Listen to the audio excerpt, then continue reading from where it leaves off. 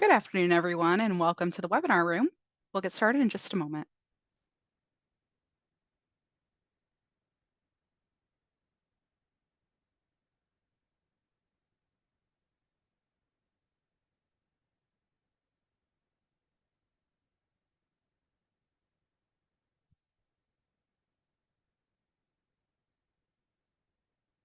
Hi, all. Thanks as you're joining in. We're going to get started in just a second.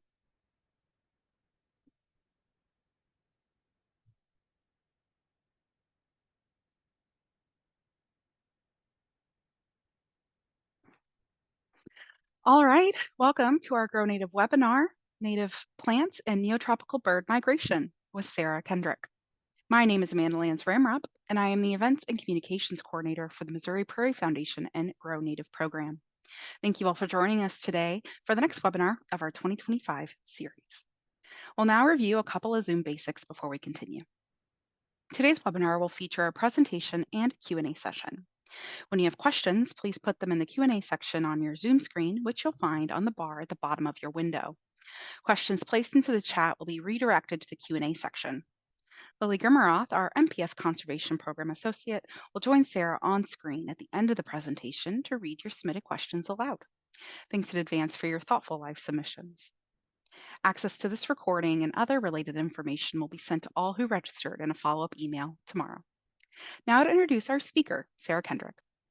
Sarah is a migratory bird biologist with the U.S. Fish and Wildlife Service for the 8 states of the Midwest region.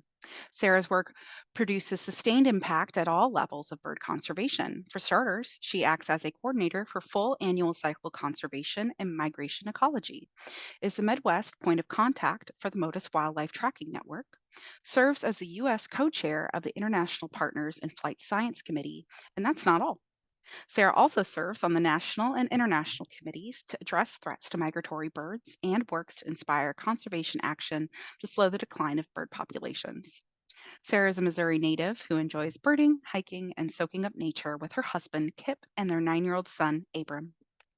Sarah, thank you for sharing your experience and knowledge with us on this timely topic. With that, I'm going to pass the screen over to you for the presentation and Q&A. Thank you. Thanks, Amanda. I appreciate that introduction. Hi, everybody. Amanda, is this bar on my screen covering anything on your view at the top of my shared screen? The view looks great to me, Sarah. Okay, thank you. Great. Thanks for checking. Okay, yep, thanks everybody, and thanks to the Missouri Prairie Foundation for the invitation to speak about the value of native plants to our neotropical migratory birds. So as Amanda said, yes, I work for Fish and Wildlife Service, and I'm one of 5 bird biologists for the 8-state region that makes up the Midwest on our Fish and Wildlife Service map.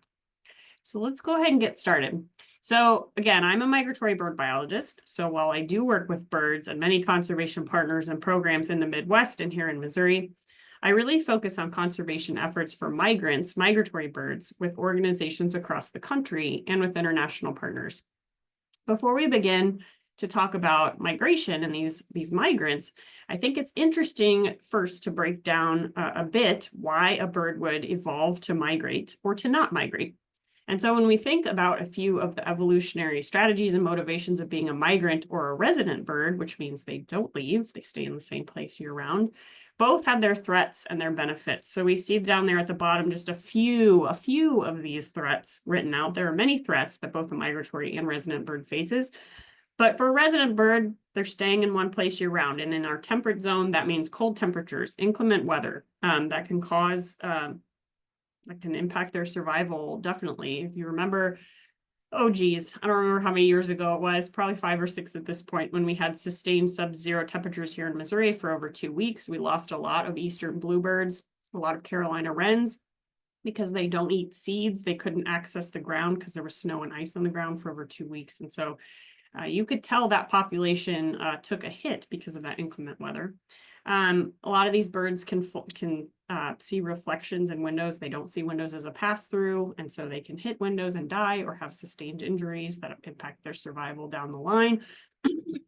Of course, habitat removal and degradation is a threat to both of these types of birds.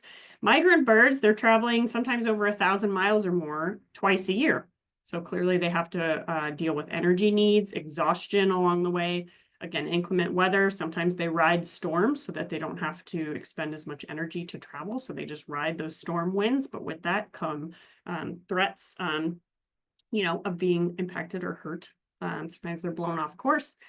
While there are many millions and millions and millions of birds in the air at nighttime, artificial lights at night, especially during migratory months, can be like a proverbial moth to a flame, and birds can fly into highly lit urban areas.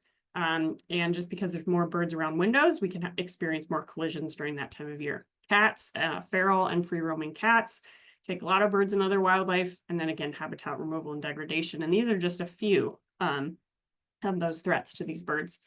So here are just a few examples of our resident birds. This means that they don't migrate, of course. About half of our birds that breed in Missouri are migratory, or they leave the state during the non-breeding season. You may notice that a lot of these birds you see here on the screen, you see at your bird feeder because they eat seeds. And that's one of the reasons why they're resident birds. They don't have to migrate to find food. Other insectivorous birds or frugivorous birds that just eat fruits have to migrate to find those food sources because they're not as available here during our cold months. And so from top left, I'm going to walk you through these. We have white-breasted nuthatch, downy woodpecker, tufted titmouse, red-bellied woodpecker, northern mockingbird, which eat a lot of berries and mast fruits. And then chickadee up here, black-capped chickadee, and northern cardinal. So we see a lot of these birds. We encounter a lot of these birds in particular because they eat seeds, and that's what we're generally feeding at our feeders. So we'll go to migration. The migratory birds, as I said, often eat insects, and they need berries, which are fruit, which are not as abundant here. And so we have a few different definitions of our migratory birds distances. We have short distance migrants like red-winged blackbirds, which flock up on a landscape. They leave their breeding territory to form a large flock because many eyes can help you find food, look out for predators. And then there's medium distance migrants, eastern bluebirds. You see their range map here. They breed in the orange part. They're year round in the purple part, and they're overwinter in the blue part. And so some migrate short distance, a few states away maybe, breed and then come back down to the southeastern US, maybe where it doesn't get cold enough, or they can find an adequate food source there because there aren't as inclement weather as farther north there in Canada and the northern US. We have long distance migrants, which is what most of us usually probably think of when we think of a migratory bird.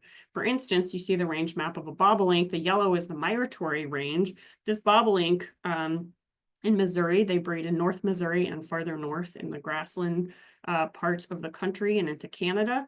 They migrate all the way down to the Pampas in Argentina, in southern South America, twice a year. And so these birds all just face different threats throughout the year, whether they stay or go. So there's vast variety within migration between short, medium, and long distances. I tried to show that through some species range maps here on the screen, showing you that birds can overwinter as far north as Mexico through most of Central America, adding in the Caribbean with blue-winged warbler on the second graph, and then moving down through South America. Some of them go very, very far, like the upland sandpiper, similar to the bobolink, which requires grassland habitat. So when we, okay, so this is just providing a little bit of context for our long-distance migrants. So there's about 10,000 species of birds in the entire world, 1,800 of those, about a fifth, are long-distance migrants, so quite a few. We have about 650 bird species that nest, that breed in North America. But in Missouri specifically, who cares about North America? Let's just focus on Missouri. Just kidding. We can't ignore the rest of the hemisphere if we're talking about our Missouri birds because they're not our Missouri birds. Many of them migrate and leave the country for more than half the year. So really, they're tropical birds that we just borrow for the breeding season. But we have about 335 species, give or take about 10 to 20 a year, maybe. And about a third of those leave the country completely in the non-breeding season. So about a third of our birds. So pretty wild. And when in the title of this presentation, we say neotropical, and we say neotropic migrants often. Well, this is the neotropical region. It's really just talking about, we mean from central Mexico and the Caribbean islands south to southern South America. So there's just a little context there. And so I want to define full annual cycle conservation. We've said that a few times. Amanda mentioned that, and I've mentioned that too. I focus on that for my job, for part of my job. And when we consider a migratory bird's full annual cycle, That means that we have to think about threats and address conservation action for these species when they're beyond our borders. Because we see here that in the green, breeding, that's the time that they're here in Missouri or north of us in Minnesota, like in the case of this golden wing warbler that breeds north of us. You see the range map there in the background. But they rely very heavily on Missouri for stopover habitat during migration and to move through Missouri during migration. And kind of like stopping at a rest stop or a gas station on a long road trip, you need those stops along the way to refuel, to eat more food, and you need high quality habitat along the way, in addition to a high quality place to overwinter for up to 6-7 months. And then a high quality place to breed too. So in the case of a migratory bird, you can imagine the conservation challenges are many because we have to care about what happens to these birds throughout that full cycle. So we have to work with partners south of the border where these birds are migrating through and spending the winter. So when we consider all of this time, yes, I drew that shape. It's very beautiful. It gets the point across. But when we think about all the time that these birds are not in our state, again, we really have to work with partners across the species full range. And migrate they do. So this is a very cool map from Birdcast. Amanda will send you a link to this website, or you can just Google Birdcast. And what Birdcast does is they use radar to look at both non-biological, like weather. We use radar for weather predominantly, but we can use radar to also look at biological things in the atmosphere, like birds and bats and other things that are solid and not just our weather events, but it can track other things in the atmosphere. So this program estimates the number of birds in the atmosphere on a given night based on radar to encourage the public to turn off their unnecessary lights at night. Because, like as I said before, it can attract birds to urban centers or just outside our homes, and it can lead to collisions.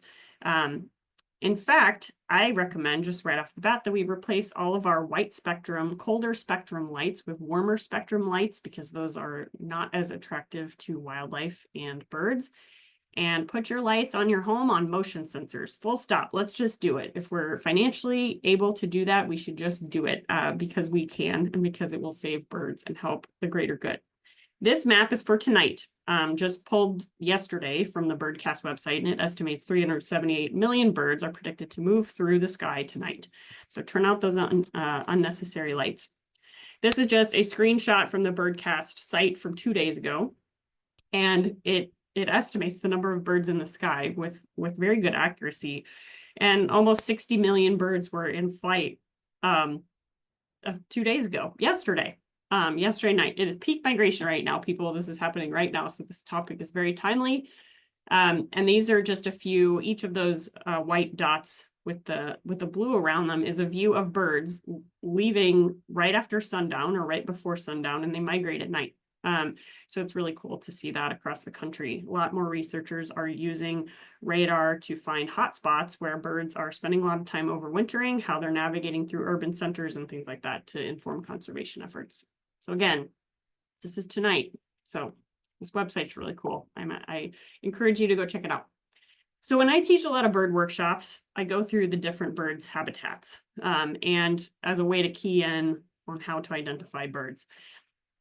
Now, sometimes when we're talking about the huge threats to birds and why they're declining, which I'll talk about here in a minute, sometimes these larger scale factors like habitat degradation and habitat loss at the landscape scale is not within our control. But the quality of your lawn, and whether it's a mowed lawn or whether it has native plants or cover or value to wildlife, is very much within our control. And it can attract certain species like these. If you're up against a woodlot, you can attract red-eyed vireos, which are very consistent forest breeding birds here in the East. Carolina wren, we probably, if you have one, you know it. They're very loud and feisty. And you'll see them bopping all over the place and never sitting still. Chickadees, of course, northern cardinals. And so we do have this habitat, I think, within our control if you have a yard or you have property. And even if you don't, you can set native plants out on your back step or on your front step and help insects and birds as well. So this is very cool. This is from the website eBird. eBird is an online database of birder sightings. So every time I go out to bird, I open my eBird app on my phone and I keep a running tally the whole time I'm birding of the number of chickadees I've seen, the number of cardinals, all the species that I've seen on that certain time frame.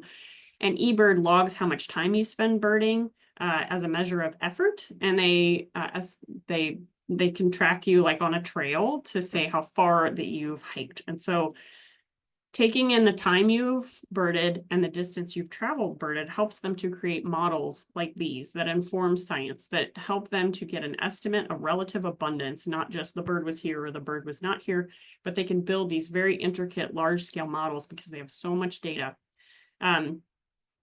eBirders, people entering their information into eBird, has submitted 1 billion bird records in the first, I think, 8 or 9 years of eBird, and they're projected to submit the second billion bird records to make it 2 billion in just a year after that. So it is growing very rapidly, and there's so much data in eBird that it can now inform conservation and make these really cool maps like this one. So I'm going to push play here, and it's an animation, and we'll move through the weeks of the year. This is where our wood thrush overwinter from Mexico down through Panama. And so it'll go through weeks of the year. This is them on the wintering grounds. They're hopping the Gulf right now. They're arriving in the last week or so. This is where they're most abundant in the dark purple. They clump up, hop the Gulf again, and they're back on their wintering grounds. So these animations are so cool. They're such an amazing education tool in addition to helping us focus conservation. So say I wanted to work with an international partner on wood thrush conservation, which we do. What countries and which NGOs, which organizations will we reach out to? Probably ones in Mexico or Belize or Guatemala. You know, any of these hotspots where these birds are very concentrated. You know, when you think about migratory birds and you think of the map here that we can see in gray up north where we are and all across Canada, you think of all the migratory birds that spread out and breed across that entire expanse, across our entire nation, across Canada. And you think of how they're all migrating into this very small funnel right here, that's Central America, across South America as well. And you think how critically important the conservation work is down there, where all of these birds have come and amassed and are squished in for 5, 6, 7 months of the year.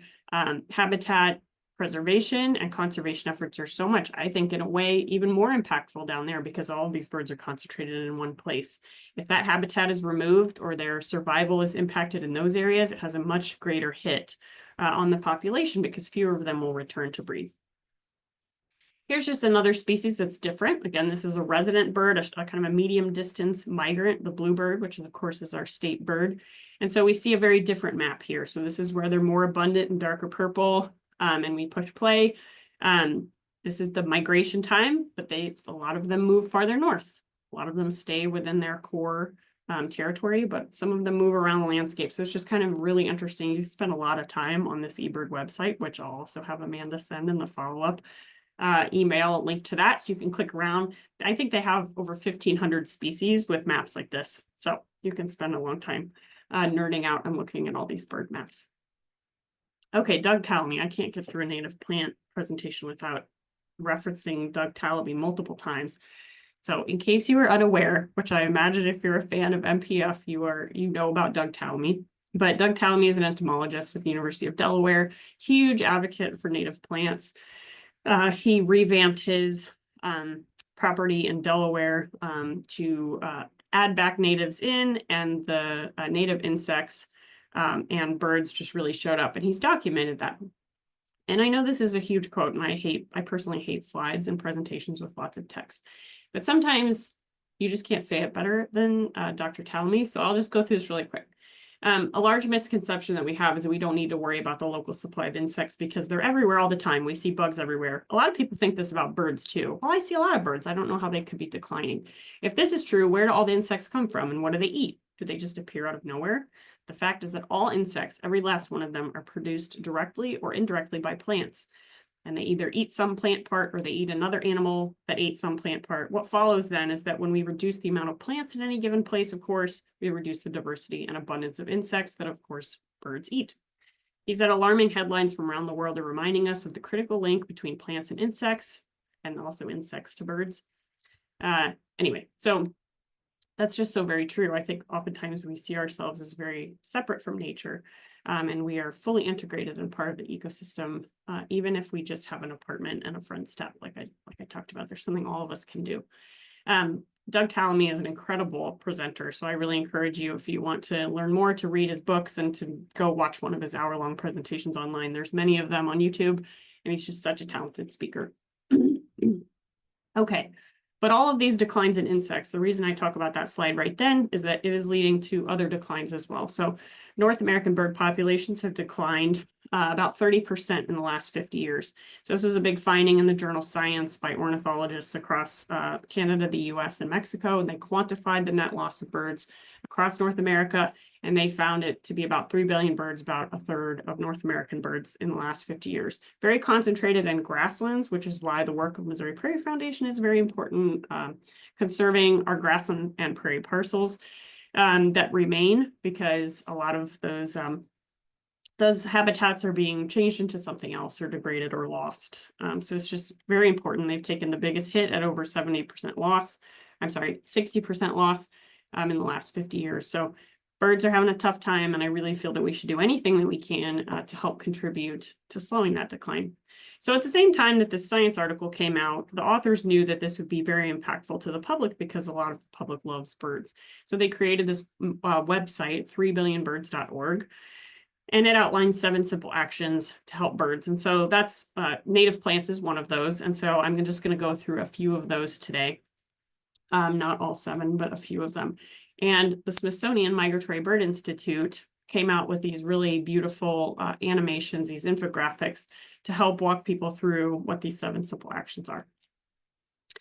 So as I said before, there are many reasons for declines, many threats to birds. We talked about habitat removal and degradation, changing climate, wintering grounds, threats for migrants. Now, these things we may have less immediate control over on the day-to-day.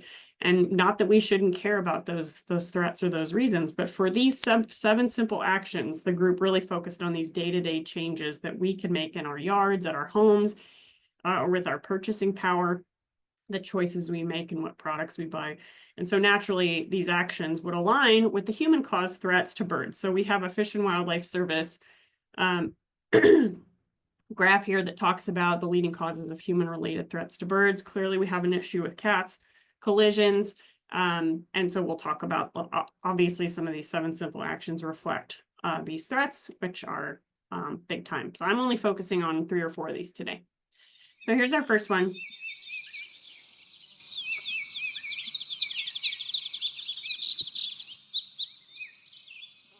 These are so cool. Okay, turn out lights, keep windows safe for birds. Whew, okay. So yes, prevent window collisions, and the lights out movement is the first one, of course. When we say treat windows, we mean putting on exterior stickers or films, really anything to show the bird that the window is not a pass-through. As you can see on this example window, there's trees reflected in the door. And if a bird is within 10 to 30 feet away and they're foraging in a tree, they may look over. You know, birds are kind of, I think, very laser focused on the task at hand. And certainly when they're migrating, they're just trying to put as many insects in their beak as they can to build up that energy to continue on migration. So they're just hopping from tree to tree to tree, just, trying to find insects, like search image.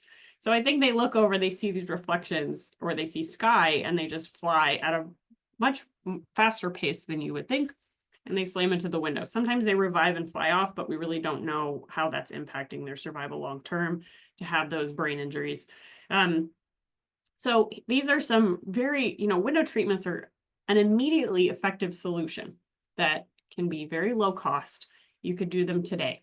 So anytime I'm ever speaking to a group, I can't do it on this webinar, but every single time I'm on or in a group, I say, raise your hand if you've ever had a bird fly into a window at your house or where you work. And every single hand in the room goes up consistently every single time.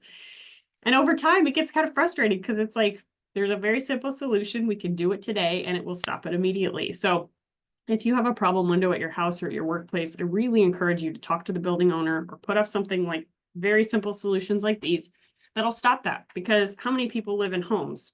Over 8 or 9 billion of us. And so no wonder this is the second largest contributor to wild bird mortality, but we can stop it right away. anything that you can do to stop this bird thinking it's a pass-through, they just don't hit the window anymore. So on the left, you see something called Zen curtains, which I'll show you here. Oops, did it in the wrong way. So there's Zen curtains on the left, which are just paracord, pieces of paracord hanging on the exterior of the window. They kind of move in the breeze. They don't mess up your view very much. And then on the right side, excuse me, here in the National Wildlife Refuge in Minnesota, you see this dot pattern, which is an adhesive pattern on the exterior side of the window. And while it looks a little weird from the inside, it really doesn't affect your view very much, and you get used to them really fast. So these are more of those adhesive dot patterns. You can see them in black there on the bottom left. Again, you can see out the window perfectly well. And then on the top right is white. And from a distance here, you really can't even see the dot pattern at all.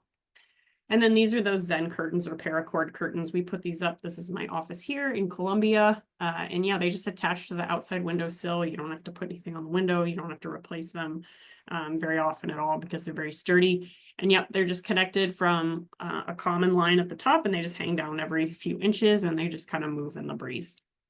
So that's an option that you don't have to really do anything to your window.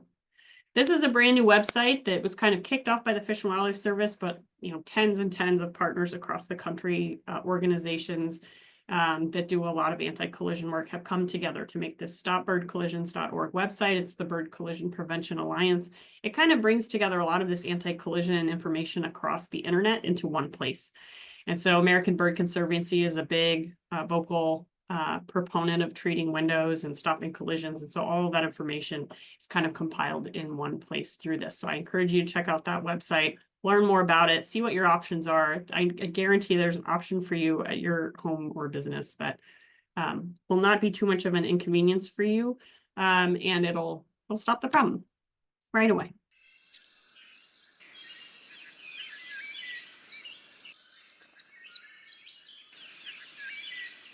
There's our very pertinent one for the day. Plant native plants. And of course, we don't just mean plants, we mean native plants, shrubs, and trees. So plant natives, I think this is the most impactful thing that we can do for birds in our yard or on our property long term. Luckily in Missouri Prairie Foundation runs the Grow Native program, which is incredible. It helps you learn a lot about the types of varieties and natives, where to plant them. It tells you how much sun they need, how much shade they need, when to plant them, when they bloom, what are the best for pollinators, what are the best for birds. It's great. And so I would definitely check out grownative.org because it has all of that information. I'm going to highlight a few really cool resources that website has, and it's run by the Prairie Foundation, which is just awesome. And these yard signs you can buy, we have them in our yard that say "Leave the Leaves." We live in a very well manicured neighborhood, and lots of people blow off or mulch or rake up every single leaf, and we're the messy neighbors that have leaves all over the place. We also have like a massive oak in our front yard, so there's just no getting away from the leaves. But we have "Leave the Leaves" signs up so that we're at least explaining our behavior.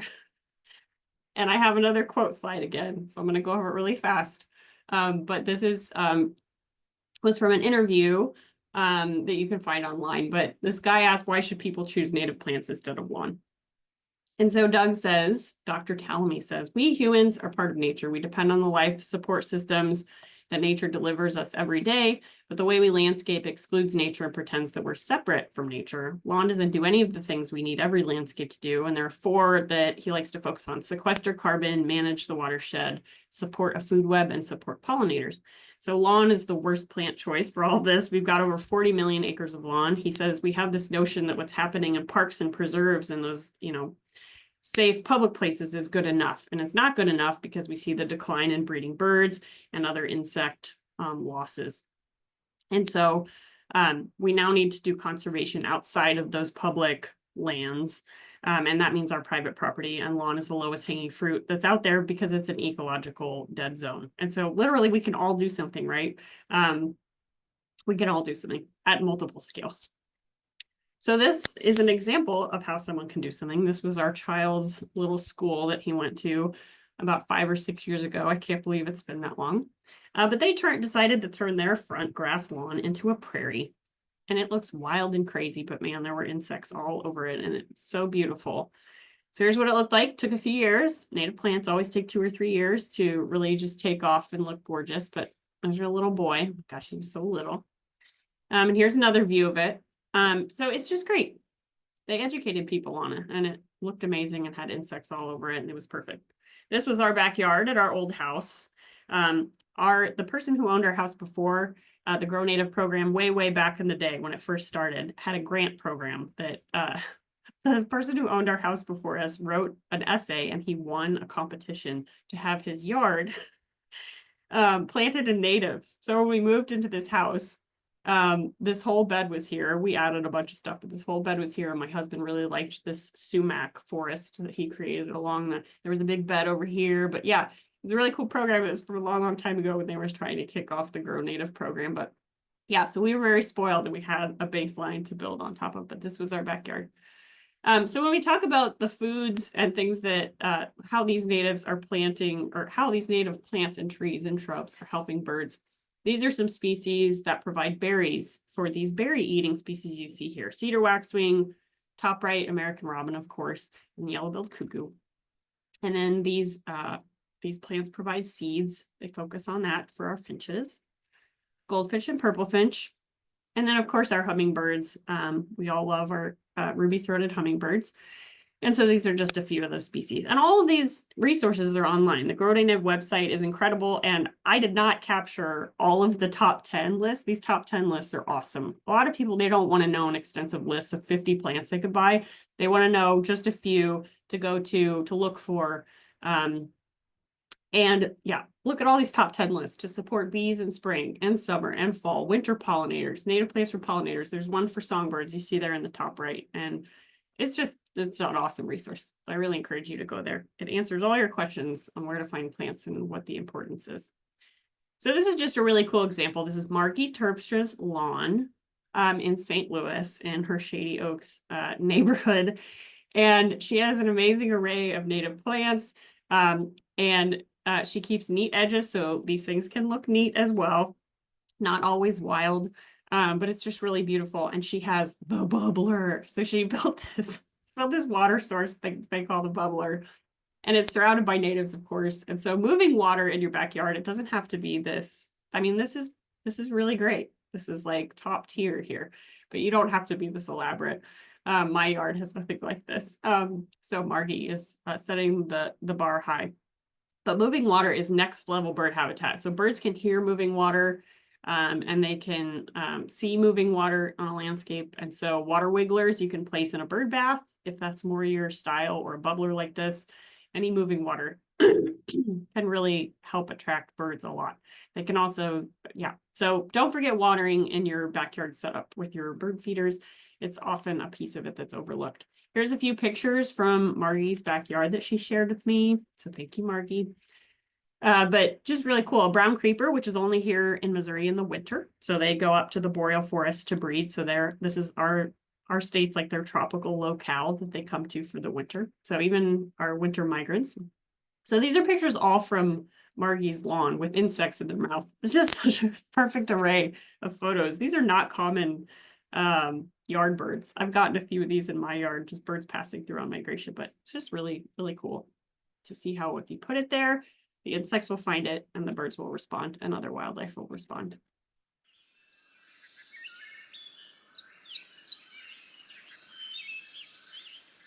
Amanda, if you could turn your camera on when I have like 5 or 10 minutes left, that would be really helpful. You don't have to reply. Do I have 5 or 10 minutes left right now? Yeah, you're welcome to continue. And Okay. It's 4:34. And so Okay. if you want to kick off Q&A in about 10 minutes, that sounds great. Sounds good. Okay. Thank Thanks. you. All right. Coffee. How many of you knew that you'd be talking about coffee and how the heck it would even impact birds?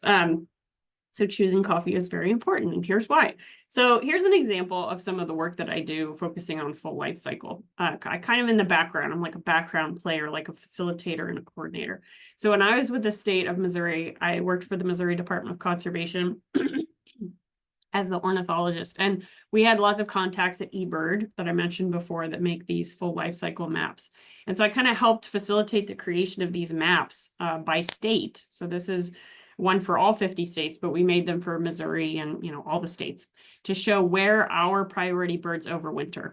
Okay, so this is a map for Missouri, sorry. But this is where, you know, our conservation buck would go the farthest if we focused on work in northern South America or the Yucatan, because those are clearly hotspots for where many of our priority species overwinter. And so this clearly helps us identify those hotspots. It helps us to identify who we should work with.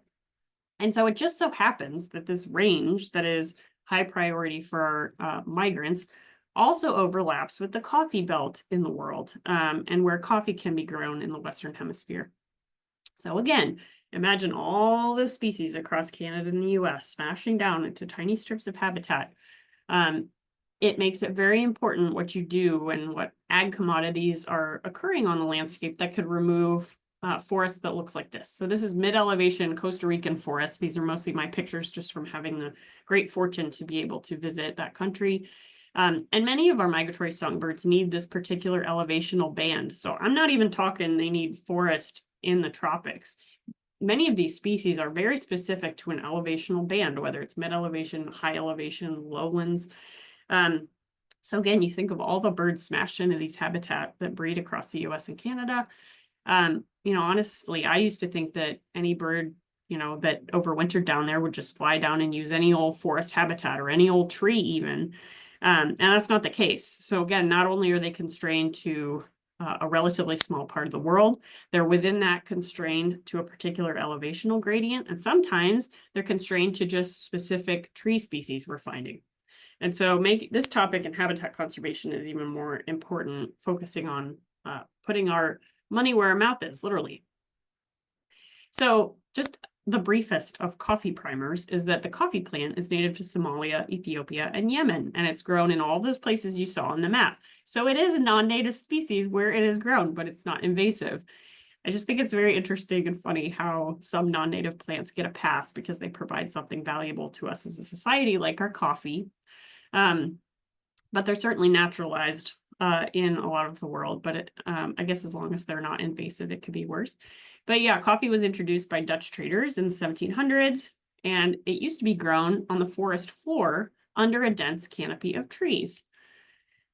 But then in the 1950s or 60s, coffee farmers were under a lot of pressure to produce more coffee. Many started planting different varieties of coffee that grew in full sun. So they removed a lot of the forest because they were able to grow it like a monoculture. So in Latin America, 50% of coffee plantations were converted to sun or low shade plantations from 1970 to 1990, 50%. And land conversion rates varied from 15% in Mexico to 60% in Colombia and South America.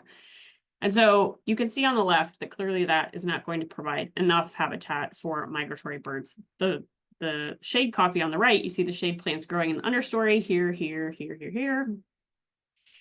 Clearly that bushier habitat with native trees over top is going to provide habitat. It's going to maintain the habitat, but you're also able to grow coffee as well. So it can be together. Here we have a few other photos of coffee grown in full sun. So much like our corn and soy that you see here, it doesn't provide habitat for species in an otherwise very biodiverse part of the world in the tropics. Here's a historic photo from the 1950s in Costa Rica of coffee harvest. You can see the big shade trees above because this crop used to grow in shade. These are public domain photos that I think are just really, really cool. This is a plantation in Hawaii. Again, all of this coffee was grown in the shade until a certain time when a lot of the trees were being removed and different varieties were used that are lower quality coffee. So here we see, this is from the Smithsonian Migratory Bird Center. They're a leader in this bird-friendly coffee movement and where to find it to purchase it. So in sun-grown coffee, you can get 61 bird species. Those are endemic and migratory species.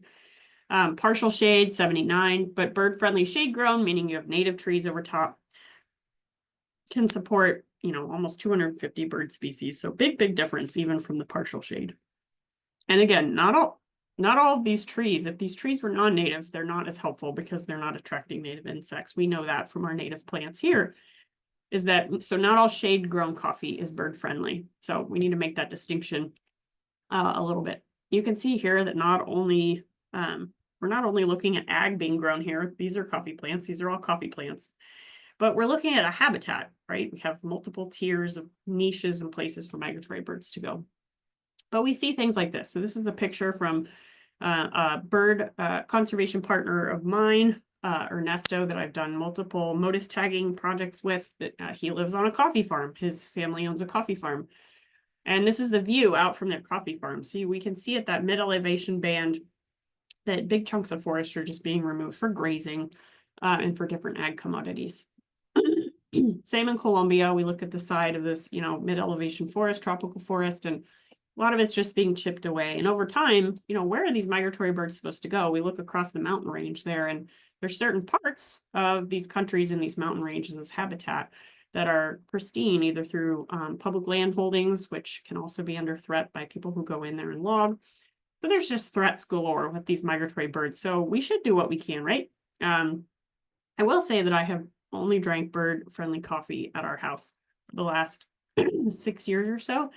And it's the best tasting coffee ever. It's so much better. It grows slower, so the yields are lower, but it's just a better tasting coffee. So not only do I feel like I'm doing something to help birds, it's also self-serving because it's really good coffee. So again, not all shade grows bird friendly. The bird friendly website the Smithsonian runs, you can put in your zip code or your city and look where to buy it, or you can buy it online. Lots of options. Bird friendly coffee. Let's do it. Buy some for your friends on holidays. Start drinking it all the time. It's lovely. Here are the other simple actions that I will not go into detail on. Keep cats indoors. That's a big one. Big impacts to wildlife and birds. You don't have to stop them from going outside. You can build a catio that adjoins to your house to let your cat go in and out of your home. Avoid pesticides. Of course, if we have native plants, the insects are the point. So we don't want to use pesticides and remove those. Reduce plastic use, and then log your bird sightings through eBird, which we talked about a lot today. Big contributor to science, as well as other programs like the Breeding Bird Survey and Christmas bird counts. Now, I don't want to sound really preachy, and I don't mean to guilt you with some of these quotes, but I think this is hopeful. I think we can make a difference by putting these plants back, which is what Dr. Talamy says a lot. He says each of us carries an inherent responsibility to preserve the quality of Earth's ecosystems. I view myself as a partial steward. I think that humans have done a lot to the Earth, but we are also stewards of the Earth, and we should do what we can, right, to maintain its biodiversity. And there's things that all of us can do. All 7 of these seven simple actions are scalable to do a simple thing like buying a bag of bird-friendly coffee, or doing it for the rest of our lives, or planting a native plant in a pot outside our front door, or converting, 40 acres into a native planting, burning it every few years, maintaining that long term. There's something all of us can do, reducing plastic use. It's all scalable, and we can all do something, and it really will make an impact if we all do it together. So I view it as hopeful. And native plants, as I said, are one of the easiest, you plant them and have to water them a lot right after you plant them, but long term, they keep coming back. And on year 2 and 3, as I've seen with our copper iris and all of our other natives we planted around our yard, year 3 is gold. Those things are just going crazy. They need to, create that root base, but man, they take off. So I'd encourage you to check out Grow Native resources, MPF and Grow Native run native plant sales. You try to get across the state. Those are listed here. So that's all I have for you today. This is Margie's bubbler again, because it's so beautiful. I'm happy to take any questions that you might have if we have enough time, and thanks for coming. Thank you, Sarah. That was so wonderful. Thank you. And wow, what a backyard. Or those were awesome glimpses of created habitat. That's super exciting. And I love that you specifically brought up a water feature, or even water with movement. That is, I think that you did a great job highlighting the importance of that, and how that can be maybe just the boost to your native garden for the birds. It's next level for sure. Awesome. Like putting seeds out is great, but adding water, it's the big time. Oh, cool. I love that. We did get a few questions that I'm going to read off. They were mainly, or at least these 2 were about window treatments and bird strikes. And the questions were, 1, do screens help? And 2, spacing requirements for window treatments. So if you could address those, that'd be great. Yes, screens, absolutely. You don't need to worry about it. There's a screen on it, the bird's going to bounce off the screen. It's not like a hard surface where it's going to do long-term damage. So yes, if you have screens on your windows, you're good. But sometimes homes, you know, that don't have screens, it's just it's big picture windows or big windows on work buildings and things like that.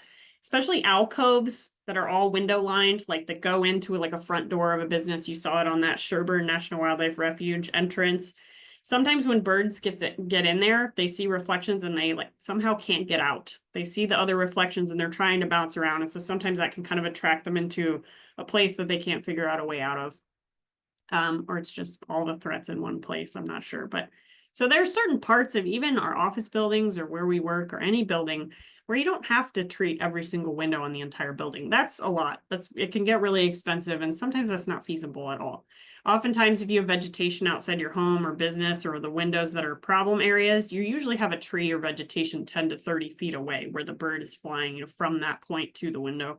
So my point is that you don't have to treat every single window, but if you have a problem one at your house where birds consistently strike, just treat it. You know, there's something you could figure out for sure. Spacing requirements. Yeah, all of the bird collision websites will say 2 inches apart. I think you can put them 3 and 4, but see if it works. I mean, especially if you're using that paracord, the Zen curtains, those are very easy to change. You can do them yourself. There's a website, Acopian Bird Savers is the name of the brand. You can either send them the measurements of your window and they'll send them to you pre-made, or they also have a DIY video on their website, which is awesome, I think, that they just want to help the birds. So they tell you exactly what things to buy. You can just go buy paracord at any, you know, lawn and garden or home improvement store and build them yourself. It just tells you how to tie them and make them yourself. So it can be very cheap. That's great. Thank you. And yeah, it's about saving the birds, doing what we can to help them. And like what you said of, if you ask, have you experienced a bird striking your window, or, you know, have you seen that? And everyone raising their hand, I think that can really illustrate how this is that's millions of birds right there. Like that is a major problem. Yeah, it's a major problem and everybody's experienced it, which just shows you how often it happens, you know, and it's so unnecessary, so easy to fix. So, yeah. Yeah. Can you speak to how high the birds fly at night whenever they're migrating? Or now I'm thinking about in cities where there's taller buildings. Can you speak to that? Yeah, so the biggest contributors to collisions are not even tall skyscrapers. It's smaller residential or like 3, 4, 5-story buildings. Oftentimes, I think, because the vegetation of trees is reflected. So those lower to the ground windows are oftentimes more dangerous than just the big skyscrapers that reflect clouds. I think birds can, in general, see those and navigate, and they don't have a reason except lights to go down into those big urban areas. They do when they need to. They either come down on migration because they're just too exhausted. But oftentimes, sometimes it's those suburban areas where they're in trees. There's some trees around and they're foraging from tree to tree. So yeah, the big high rises are not the major contributor. Talking about collisions with aircraft, I'm trying to find my slide on Birdcast because they tell you that on the website, on that page that talked about the number of birds in the sky. They actually talk about altitude because they can figure that out on radar. And I think they're like 2,000-3,000 feet. So they're not as high as an aircraft would be. So there aren't significant collisions with aircraft there of these, you know, these smaller songbirds. But click around that website. It's really cool. Great, thank you. Very fascinating. Yeah, we'll share that. We'll share the website that you just mentioned for the Zen curtains. Yeah, we'll do our best to share all the links in the email tomorrow. Questions of just, you know, what migratory species have you seen that you're excited about this year, maybe?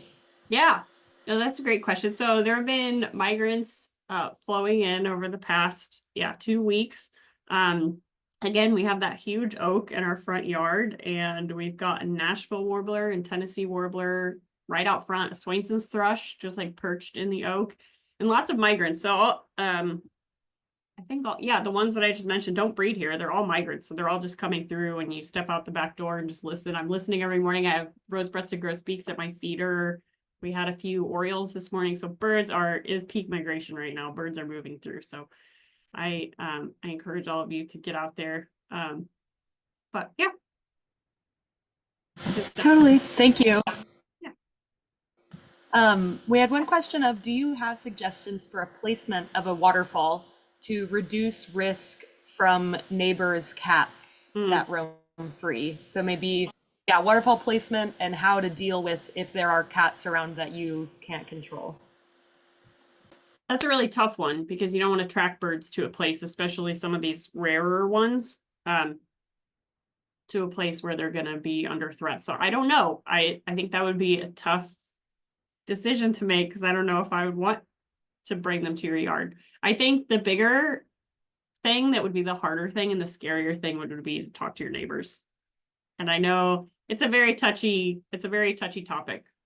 People who love birds and love cats will stand up for their cat, you know, like a family member. And so it's almost like no contest. So it can be a very charged issue, to say the least. So it's scary, but I think educating people to not only it's better for wildlife and birds, but also for your cat.